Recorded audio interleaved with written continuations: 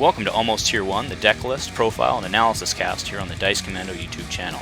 In each episode of Almost Tier 1, we present and dissect a fresh and off-meta deck list, going in-depth into the team comps, card choices, and play strategy. All decks discussed on Almost Tier 1 are standard format legal as of date of publishing. Almost Tier 1 is a component of the Dice Commando YouTube channel. Live play, profiles, analysis, and unboxing and product reviews. Find Dice Commando at www.youtube.com/DiceCommando and connect via Facebook at Dice Command.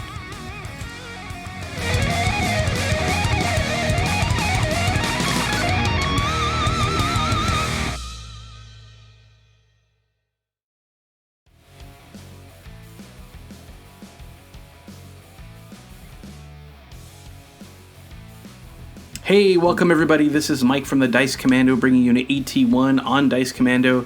I'm here today to talk about my new favorite deck, which is Shields Up. It is a combination of Obi-Wan Kenobi Jedi Master from Legacies and R2-D2 Loyal Companion from Spark of Hope. I hope you get a lot from this. It's a super fun deck and it's great for beginners, so buckle up, let's talk about the deck.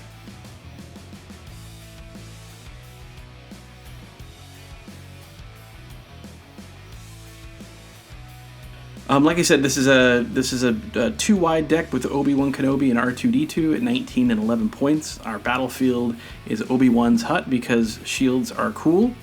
Our upgrade package is pretty standard for Blue Hero. We're looking at 3 redeploy weapons with Ezra Bridger's lightsaber. We're looking at Dagger of Mortis and Ray's lightsaber.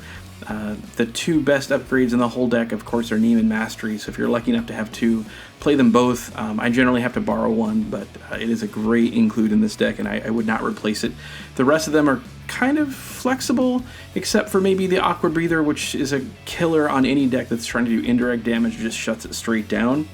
The supports in this deck are, it binds all things, obviously, to ramp your money, so that you can keep playing upgrades round to round and have money to play your events.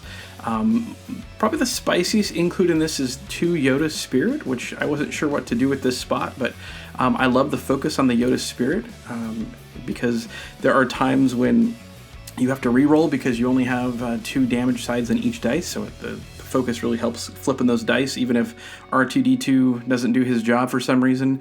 Also, the special side for 3 unblockable on Yoda Spirit is a real game changer, and I've won several games by waiting until the end of the round, saving my money, playing Yoda's Spirit, and then flipping all my dice after my opponent thought that I was done.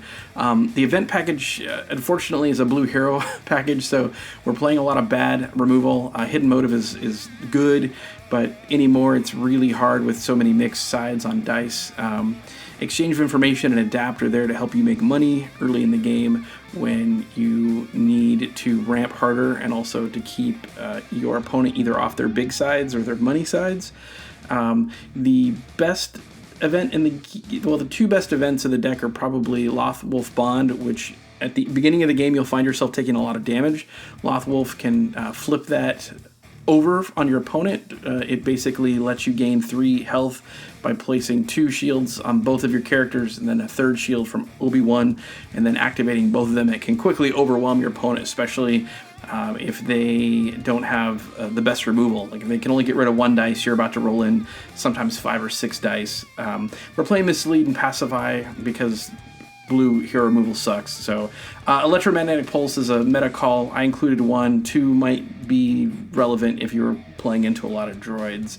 The finisher in this deck, the event you're trying to get towards the end of the game, is Ataru Strike.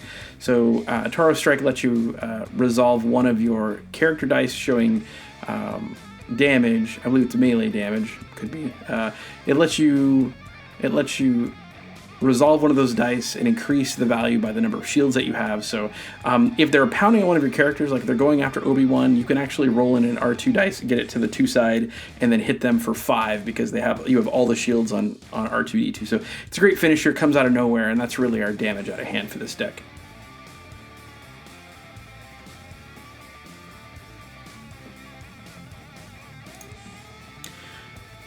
So for Shields Up, our play strategy is pretty basic. We're trying to shield up. We're trying to tank and then get the game into the middle and late game so that we can finish off with our Ataru Strike or Yoda Spirit.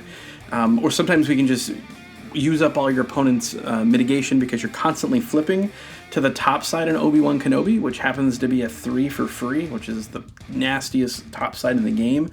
So you roll in Obi-Wan Kenobi. If you roll a damage side, you resolve it with your next action. You don't get greedy and roll in R2-D2 and try to get to 6 damage because easy pickings can really take you apart. So you want to kind of dirtle and play slow, roll in Obi-Wan, resolve anything that you can that on his dice that is not, that is damage, and then roll in R2-D2 following, and then flip to the other 3 for free side. Sometimes if I'm trying to save my money, I will flip the 3 for free or 3 for 1 into the 3 for free, and then hope to get another reroll somewhere else. But that's if I'm really trying to save my money to play something. I play my upgrades on the character that isn't the opponent's target. So if they're going after Obi-Wan, I'll play my upgrades on R2 with the exception of Jedi Lightsaber, which is only for Obi-Wan because it instantly gives him 2 shields, and when he activates, he can get up to 3 just with a single upgrade in his activation. Otherwise, we're just playing to overwrite into redeploy weapons, and then finish the game with one of the 2 characters strong with 3 upgrades, and then pretty strong event suite. Wolf Bond and Ataro Strike are the 2 big cards in the deck.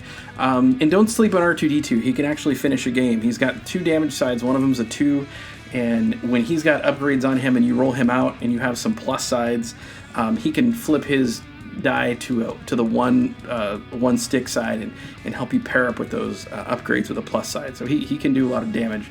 The strengths of this deck are it has tons of extra health because of the shields, and then on Obi-Wan's activation, and then also the event suite, and then the constant damage due to R2-D2's ability of flipping Obi-Wan's dice to the 3. So your opponent's constantly either having to take 3 damage or spend their money in removal on your 3 side.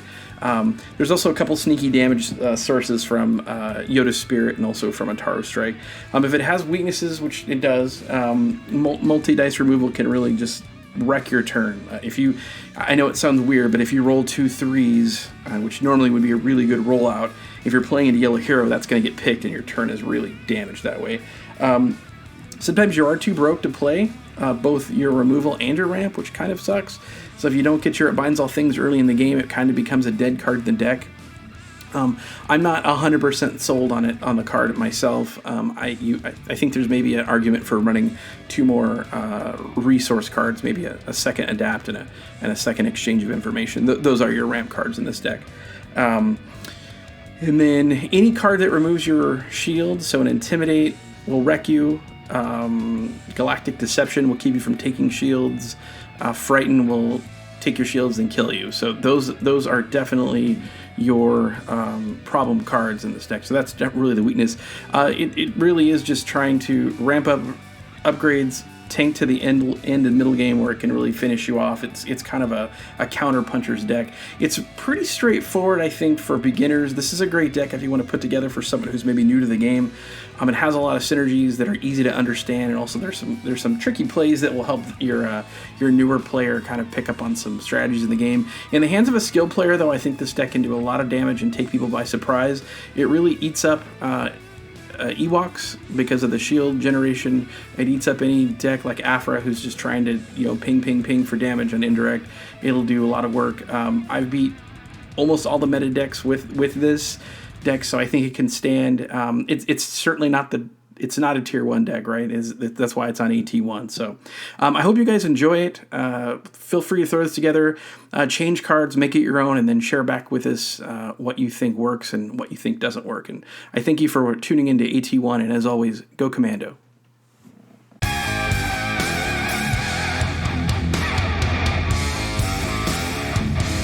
Do you have unique or spicy deck tech you would like to share with the community? Dice Commando is happy to offer guest spots here on AT1 to present your personal brainchild. If interested, please reach out to Dice Commando through our Facebook page for details.